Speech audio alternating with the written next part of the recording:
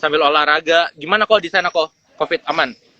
Baik sekali, di sini sekarang sudah sangat baik ya COVID, dan semoga, di Indonesia juga semoga semakin baik lah.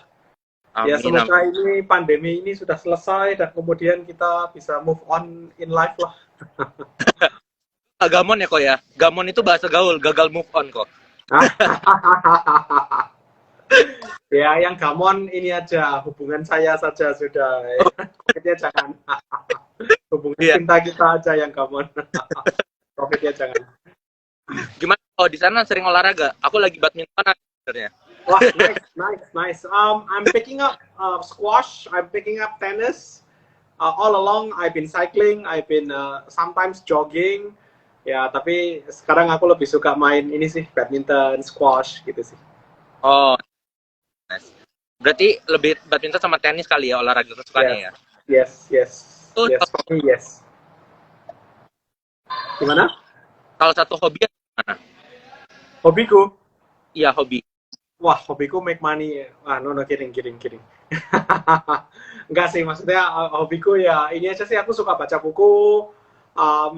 Recently I've been reading, ada satu buku bagus, namanya, I don't know whether I have shared this or not, namanya Psychology of Money.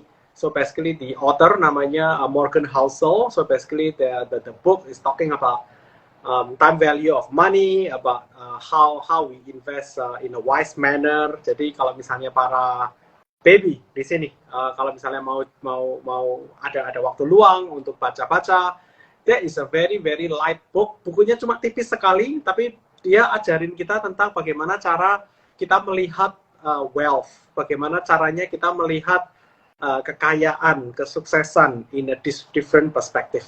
So check it out. It's a good book. Very, very good book. Benar, benar, benar. Aku juga rekomen buku itu. Soalnya itu bisa ngubah kehidupan apa ya orang. Karena mindsetnya kita dulu yang tadinya kayak, kita cuman butuhnya tabung di deposito atau tabung kayak di celengan aja. Nah, psychology of money ini lebih ngajarin kita gimana sih orang konglomerat atau yang kayak 1% di dunia ini cara mengatur uang mereka gitu supaya mereka tambah kaya. Itu Yes, good, betul, betul. itu good. Nah, kok kita ini kali ini ngebahasnya lumayan berat ya. Wah, Karena oke, siap. Ayo. kalau ngajak koke ini yang berat-berat kayaknya sayang banget kan kelewatan. Ini Ya, kita, inilah. Semoga para pendengar di sini juga siap. Ayo, kita belajar bersama yuk. jadi kita ya yang apa ya kita bahasnya lumayan cukup berat kali ini tentang makro kok, nah, makroekonomi. So, Pak Andrew kayaknya juga nih. Hai, Oi, hai, hai. Oke, Andrew, nih, Pak Andrew. apa kabar? Baik Baik, sekali, baik sekali Pak Andrew. Terima kasih. Thanks for having me here. Sama-sama, Kak Kenny. Oke, Ya, jadi, oke. jadi kurasa apa ya? Ini kesempatan yang bisa dibilang langka. Jadi aku sendiri kepengen banget nanya langsung gitu ya. Kan bahasan kita nih bisa dibilang quite heavy gitu ya. For next year, dimana udah mulai banyak kalau aku baca di Twitter gitu ya, berita yang bisa dibilang nggak enak gitu kan. Nah, pengen nanya langsung ke Ko Kenny yang aku tahu persis bahwa Ko Kenny ini memang bisa dibilang spesialis ya untuk invest di US market gitu kan ya. Nah, first question mungkin Steve boleh silakan. Boleh banget kok. Sebelumnya udah langsung dilempar ditembak aja nih sama Andrew. Kayaknya sinyal Andrew lagi jelek tuh. Kita aman kan ya kok? Aman, aman. Aman ya, oke. Suara saya jelas kan di sana? Kedengeran. Oke, So, oke. sama itu aku itu bingung ya kok. Kenapa inflasi di AS itu atau US United States dia itu bisa naik jadi 8,3% year on year? Karena apa ya di bulan Agustus ini dia itu tetap tinggi dan bagaimana pendapat dari Kokeni sendiri? Apakah ada faktor penyumbang inflasi atau enggak? Nah, terus satu pertanyaan mungkin titipan dari aku sendiri, apa sih bagi orang lain bukan inflasi, tapi apa sih bagi orang lain kenapa mereka itu harus tahu adanya inflasi dari AS ini bisa berdampak ke Indonesia gitu? Pertanyaan titipannya itu. Oke. Yang pertama, kita harus lihat dulu inflasi itu apa, oke? buat para ini just for the benefits of para baby di sini yang mungkin masih pertama kali nggak begitu familiar dengan inflasi. So basically inflasi itu adalah pertumbuhan harga di apa ya, di pertumbuhan harga atau pertumbuhan ekonomi. Jadi pada dasarnya inflasi itu bagus kalau inflasi itu terkontrol. Oke? Kalau misalnya generally inflasi terkontrol itu berapa sih? Biasanya itu di angka sekitar antara angka 0 sampai mungkin antara angka sampai 4% per tahun. Jadi itu masih dianggap sebagai normal. Nah, sekarang untuk kasus di US sendiri, Federal Reserve sudah memberikan suatu target. Waktu itu, ketika zaman COVID, inflasi itu sudah hampir nol atau bahkan mungkin ada recession atau bahkan kayak a big crisis. Karena tidak ada pertumbuhan ekonomi waktu zaman COVID pertama kali. Benar ya? Tapi kemudian setelah itu, makanya suku bunga diturunkan. Nah, sekarang, waktu itu, angka GDP US itu tuh sangat rendah karena COVID. Dan kemudian sekarang sedang recovery, tetapi karena sekarang pertumbuhan ekonominya besar sekali, dan kemudian a lot of cheap funding, a lot of cheap money, maka dari itu kemudian inflasinya akan naik tinggi sekali. Dan targetnya US adalah dia akan menekan harga inflasi itu untuk mencapai hanya sampai 2% saja per tahun, year on year growth. Padahal sekarang, kalau misalnya kita lihat di bulan Juli itu 8,5, di bulan Agustus 8,3, atau bahkan sampai September pun masih 8,1. Jadi masih kayak ini persistently high. Jadi mau nggak mau US Federal Reserve juga meningkatkan suku bunga supaya angka inflasinya ini tertekan. Pertanyaannya adalah apa yang terjadi kalau misalnya kita ada hyperinflation. Itu akan sangat parah sekali. Dalam artian, sekarang kalau hyperinflation itu artinya harga uang kita itu menjadi tidak berguna lah gitu. Jadi karena itu makanya pemerintah di US, central banks, they have a very very strict mandate kalau mereka mau menekan angka inflasi itu. Oke? Jadi alasan yang pertama karena tahun lalu dibandingkan tahun lalu angka inflasinya itu sudah sangat rendah karena kita sedang dalam proses recovery karena COVID. Tapi kemudian setelah itu barulah kita lihat di tahun ini, itu angka inflasinya tinggi sekali karena pertumbuhan ekonominya yang melonjak gede. Dan yang kedua, salah satu kontributor dari inflasi kita yang terbesar sekarang adalah energy price. Energy price. Back then, 2 years back, masih ingat nggak harga oil berapa? Hampir nol loh ya. Bahkan sampai negatif karena ada namanya storage cost atau ada beberapa biaya inilah gitu. Jadi harga oil itu di angka 0, 20, 50 dolar begitu. Jadi secara keseluruhan inflasinya itu agak rendah. Nah sekarang karena gara-gara ada geopolitical tension between Russia and Ukraine that has not been ending, dan ini masih kayak has been escalating again and again gitu kan. Nah makanya kita bisa lihat di sini kalau inflasinya sekarang itu bisa mencapai tinggi sekali karena energy price, oil price tinggi. Itu mengakibatkan harga makanan tinggi, supply chain tinggi.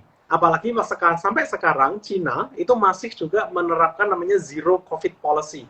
Jadi nggak kayak kita sekarang nih kayak di Indonesia, di Singapura, atau mungkin di a lot of countries in the world. Kalau misalnya ada COVID, udahlah dianggap aja sebagai flu biasa, sebagai endemic. Kalau misalnya di Cina, sampai sekarang mereka pun masih menggunakan zero COVID policy. Jadi kalau misalnya ada satu kasus saja di Cina, itu the whole city lockdown. Dan kalau misalnya city-nya lockdown, pelabuhannya lockdown, itu akan menekan itu akan menekan supply kan. Jadi yang harusnya barang dikirim jadi enggak. Jadi karena itu apa yang terjadi? Harga semakin naik lagi karena demand sama, our economic 101 ya, the demand is high, the supply is low, so basically the price will be higher as well. So jadi banyak faktor ini, tapi terutama salah satu the biggest factor, the biggest contributor will be energy price yang sampai sekarang pun masih persistently high. Dan itulah yang menyebabkan inflasi yang berkemanjangan inilah gitu. Jadi kalau bicara soal energi itu tidak akan terselesaikan, ini salah satu pemicu inflasi ya selama ya dua negara yang berperang ini ya walaupun technically NATO juga masuk ya di dalamnya ya, mereka belum solve atau belum ada salah satu pemenang di antaranya. Betul gitu, Ko Kenny? Itu sangat-sangat mungkin. Itu faktor yang sangat-sangat likely dalam hal itu. Jadi kalau misalnya sampai sekarang belum ada masalah perdamaian, belum ada kesepakatan, dan Rusia masih menyimpan energinya, most likely ya masih akan seperti sekarang ini. Dan sekarang ada beberapa analis, ada beberapa request ya, bahwa sekarang kalau begitu, ya sudah, reserve-nya jangan dari Rusia. Kalau gitu gimana kalau US itu membuka reserve-nya untuk dunia? Jadi kalau misalnya US membuka reserve-nya untuk dunia, jadi kemungkinan supply akan tinggi dan kemudian harga akan tertekan. Jadi itu yang akan terjadi. Tapi so far sampai sekarang, US tidak akan membuka reserve-nya untuk itu. Karena tahu nggak sih kalau misalnya US itu punya the biggest reserve oil in the world. The biggest loh. Karena mereka biasanya, they produce oil, tapi biasanya mereka pakai oil dari negara lain. Ya, I don't know whether you call it cheating atau you call it apa ya, cuma ya pasti itu yang terjadi. Dan sampai sekarang US hampir tidak pernah tap on to their own reserve. Jadi sampai sekarang masih minyak ya dari Rusia, dari Arab, dari Cina, dan kemudian karena suplainya rendah ya harganya tinggi. Padahal mereka juga punya bisa dibilang shale gas itu ya, yang sewaktu-waktu sebenarnya bisa diaktifasi ya. Shale gas, yes, betul, betul. Tapi sekarang masalahnya adalah salah satu masalahnya itu ini, shale gas, yes, dan waktu itu dibilang shale gas itu cukup murah karena teknologinya somehow bisa lebih inovatif lah gitu ya daripada yang lain. Terus kemudian yang kedua adalah urusan gandum.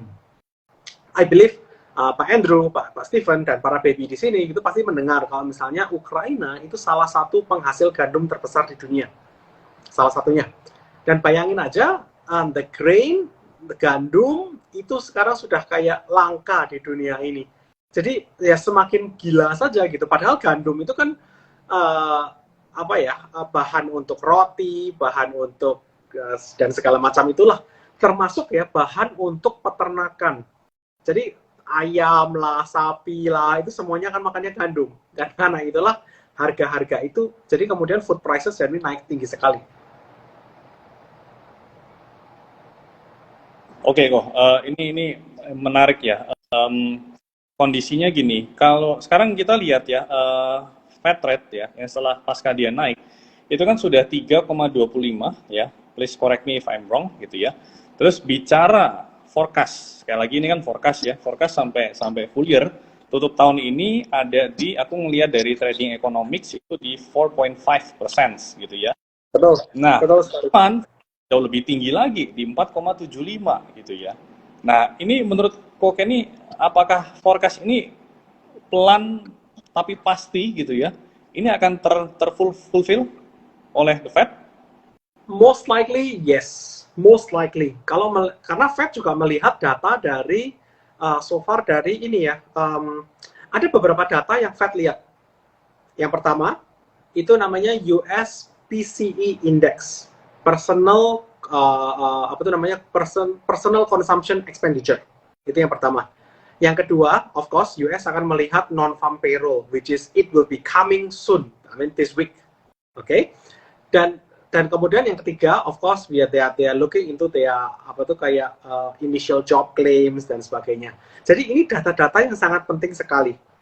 Dan sekarang betul sekali seperti Pak Andrew bilang, benchmark US overnight benchmark sekarang tuh ada di angka sekitar 3,25%.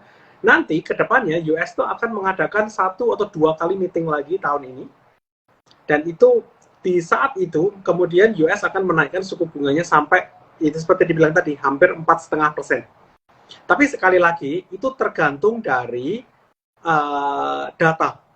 Kalau misalnya by miracle, ya, miraculously tiba-tiba data inflasi cuma tinggal 1% gitu, ya most likely US tidak perlu menaikkan suku bunga sampai 4,5%. Mungkin ya, 4% aja cukup. Karena sekarang yang ditakutkan oleh market adalah apakah Federal Reserve has overdone it. Maksudnya overreact terhadap data ini. Dan itu menyebabkan, kemungkinan ada takutnya menyebabkan a big recession. Nah, sekarang recession itu ada 2. Yang satu, of course, it will be a real recession. Dan yang kedua, it will be technical recession. Just for the benefits of those, for those who are not really familiar. Terus apa? Halo? Ini kayaknya Pak Andrew rada lagging ya. Kalau Koko denger aku aman nggak? Aman, aman. Jelas ya kita ya. Berarti Ko Jelas, Andrew-nya lagi jelas. ada lag.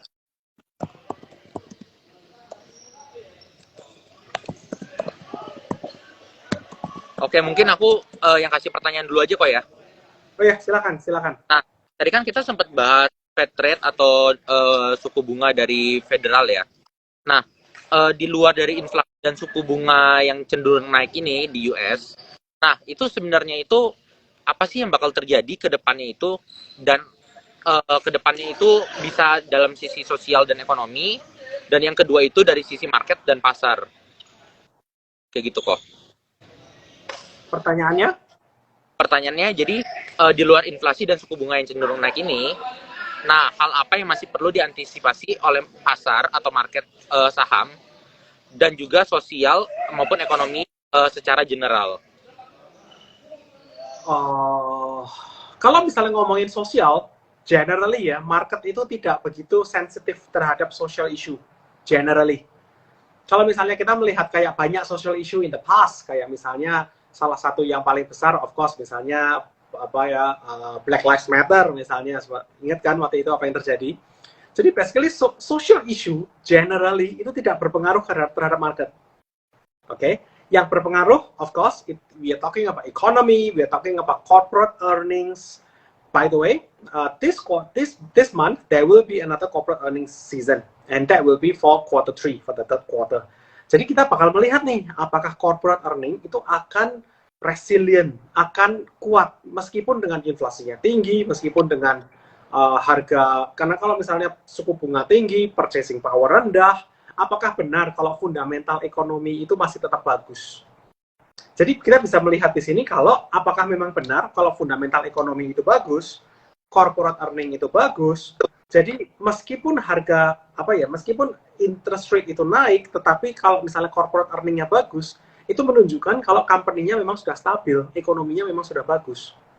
Jadi meskipun dengan high interest rate, tetapi ada kemungkinan kalau corporate earningnya, stock marketnya akan tetap stabil. Dan itu tergantung dari corporate earning yang akan terjadi. I mean, it will be happening very, very soon this month. Oke, aku mau nanya dikit nih kok.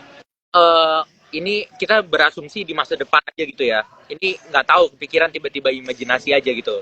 Nah, kalau misalnya kita udah pakai EV semua nanti, dan juga udah elektrik, kayak panel surya, terus kita pakai nikel dan sebagainya. Indonesia mungkin bisa diuntungkan dari juga nikelnya gitu kan. Tapi di lain sisi kalau di Amerika semuanya kan tergantungnya EV, dan juga selain EV bisa juga solar panel gitu kok.